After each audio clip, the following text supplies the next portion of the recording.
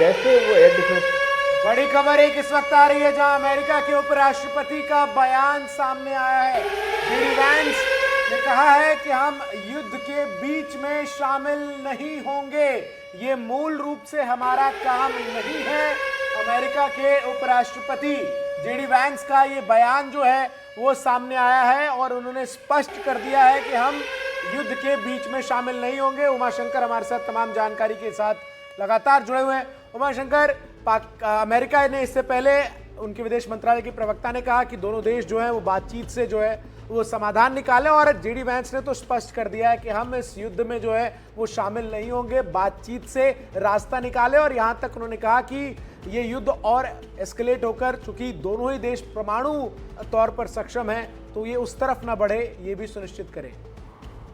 जी बिल्कुल, देखिए JD Vance यहीं पे थे जब पहलगाम आतंकी हमला हुआ, और अब जो है उनकी तरफ से जो बयान आया है उसमें साफ तौर पे उन्होंने ये भी कहा है कि अमेरिका जो है ना तो भारत से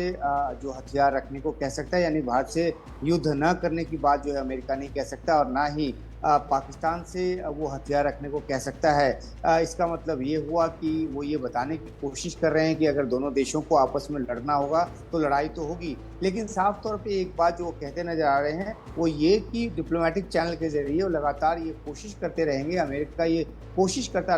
रहेगा कि दोनों देश जो हैं वो बातचीत की टेबल पर बैठें और उसके बाद समाधान निकालें। वैसे ही जो नसीहत है वो दशकों पुरानी है, क्योंकि दुनिया के तमाम देश ये कहते तो ज़रूर हैं कि बातचीत के जरिए समाधान निकाला जाना चाहिए, लेकिन पाकिस्तान अव्वल जब बातचीत की टेबल पर भी आता है तो ये मानने को तैयार नहीं होता कि आतंकवाद जो है उसकी वो पनाहगाह है, और ख़ासतौर पे भारत विरोधी जो आतंकवाद है उसको वो खाद पानी बीज जो है